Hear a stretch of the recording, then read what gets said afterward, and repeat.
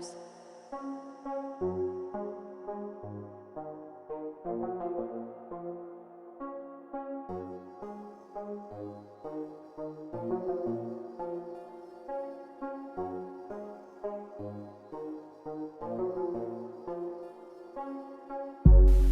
Hello, my name is Dalton, and this is my friend Yosemite. Hello? In today's episode, we're going to discuss the 1998 film Pleasantville and its hidden meanings, messages, and personal interpretations.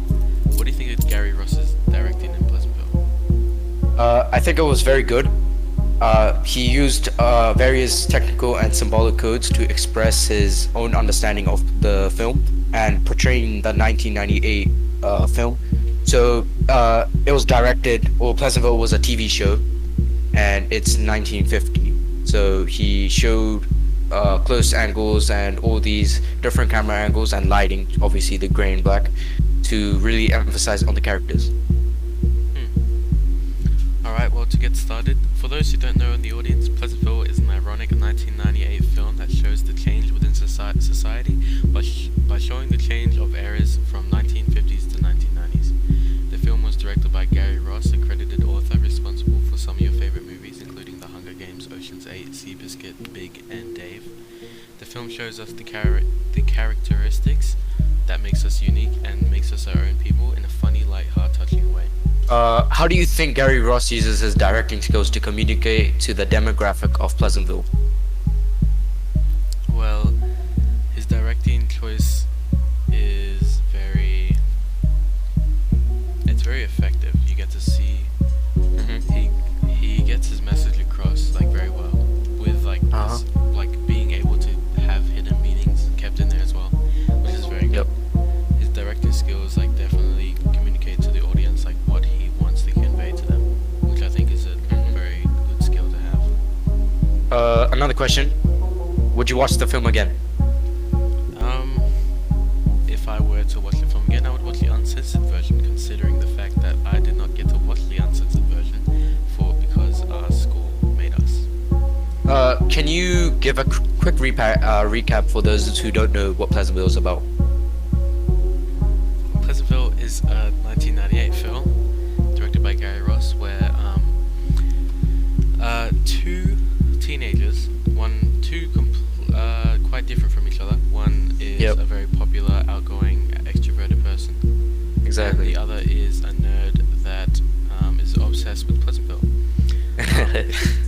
An old man out of nowhere comes in to fix their TV, and with the remote they transport them into Pleasantville, which is very weird.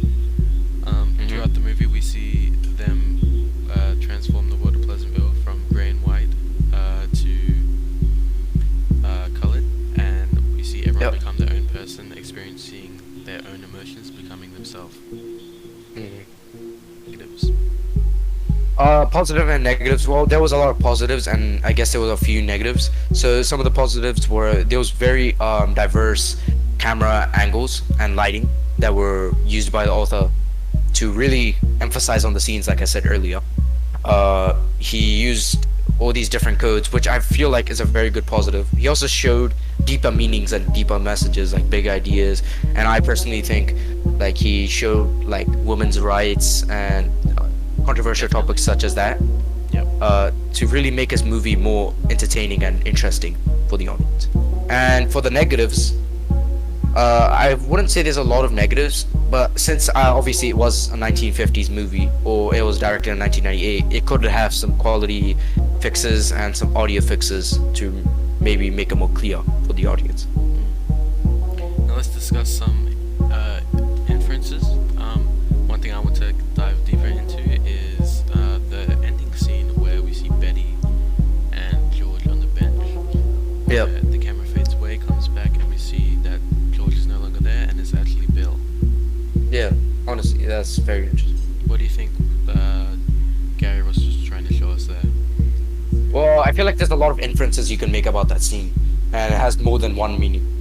So, seeing Bill and George sitting on the same bench, I guess we can really infer that Betty has she loves Bill, but is in an actual formal relationship with George. she doesn't obviously have much empathy and emotion towards George, but for Bill she does. So I feel like it was really showing her freedom as a woman now that she gets to choose and be happy in life. Mm. I think it's a quite stupid scene, but I definitely agree with what you said there. Um, Another question: how do you think the feelings of Betty differed from the feelings of George? Betty, she wanted to change. We saw that a lot of times when, let's say, we see the scene where George confronts her and sees she's colored. He says, "Put on some makeups and it'll go away." Betty really says, she really expresses herself and says she doesn't want it to go away. So from this, we can tell that she loves her change that she got and she likes being colored, obviously, because she has more freedom as she gets to actually have a choice in something and she gets to finally change and be herself. Yeah. Now talking about George, I think, well, in defense of George, it is kind of innocence versus arrogance. George Yeah. is much more innocent and oblivious to the things that are going on around him compared to Betty. Betty is a lot more aware, and Yeah. it's ignorance, not innocence. Sorry, ignorance. He's ignorant to the situations and things happening around him. But that in turn, like in defense of him, he doesn't know anything else beside the routine that he's been taught.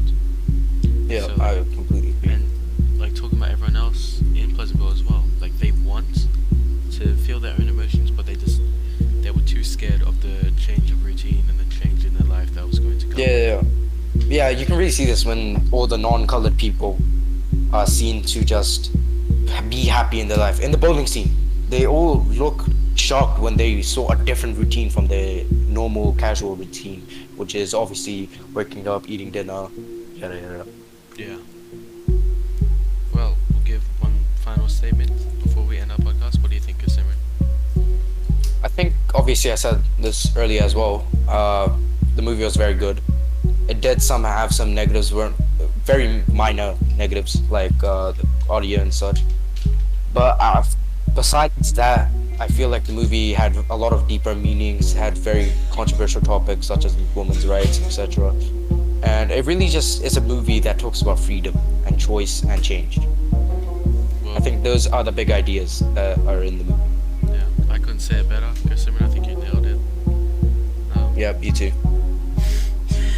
Well, I think that concludes the episode of our podcast. Would you like to say goodbye, Simran? Yep. Goodbye. Hope you Bye-bye. have another episode.